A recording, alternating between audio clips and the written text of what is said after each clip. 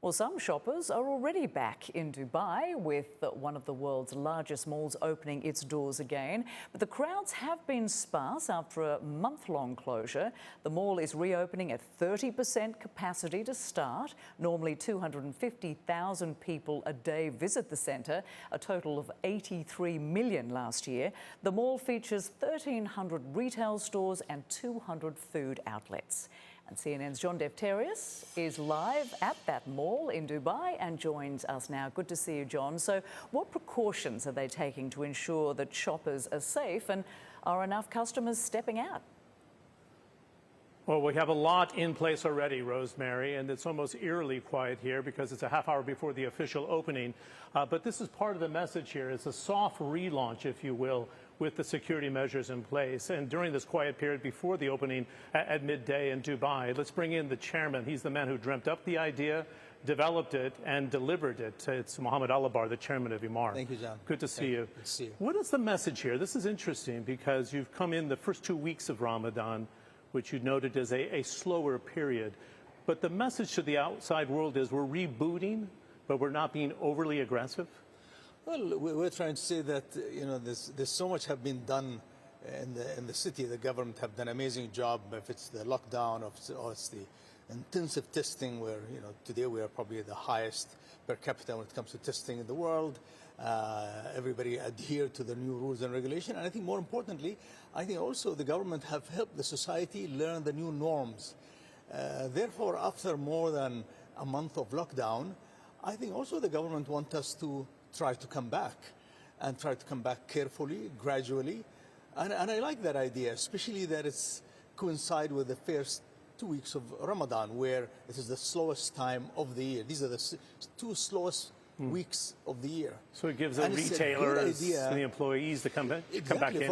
For us to try, and even though we've done all the things that we need to do to protect everybody, but I think it's a good try, and it's good to get out and give it a try, and be able to fine-tune and adjust as we start in this slow period of time. You talk about a slow period. The International Monetary Fund is suggesting the region's going to have a recession of about 3%, maybe even higher here in the UAE. How do you plan for such radical disruption? This is not the Iran-Iraq war, the Gulf War. The Arab Spring, Dubai benefited from it as a safe haven. This is really out of the box. Well, of course, you know, John, that Dubai is a commercial hub, and we really depend on businesses from Asia, Russia.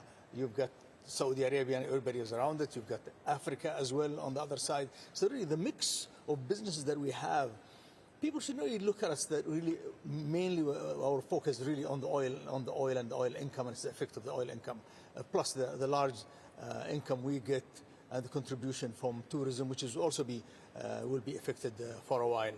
But I think the global cities in general are going to go through this new change and adjustment.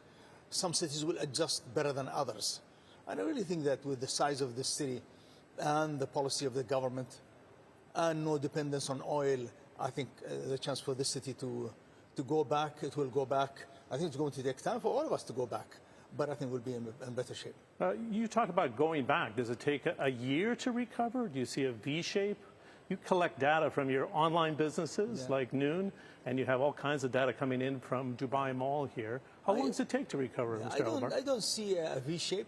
In fact, I'm one of the conservative people who look at this, and I really believe that for human beings to go back to their lives, you'll wait for the vaccine. It's a fact of life.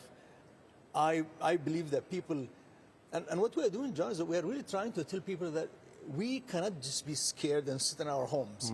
We've learned, the government have done an amazing work, and now let's try this thing, and let's try this thing carefully, and let's check after a while. Let's be a good example to the world as well. So I expect that we really have to go gradually moving upward towards the end of the year, if there was no major outbreak there, and then probably into first quarter next year. When you start to recover. I think, and then mid next year, maybe we are back to normal. Wow, that's a long period of time. Final question for you. There are concerns here that the Summer Olympics in Tokyo will not happen if the pandemic is still alive, and it was supposed to follow it in the October 2021. is the Dubai Expo. What is your view? Could it be a rebirth, and one way or the other you have to proceed with the Expo this time around because it was delayed for a year? Well, I think it's ideal time looking at the material you read and I read and everyone reads about where is this taking us. I think I'm 100% sure that the vaccine will be with us, even if it goes back to next year, March, April, and I believe that by October we should be all fine to really use Expo as a time of celebration and to unite the world after these dreadful times.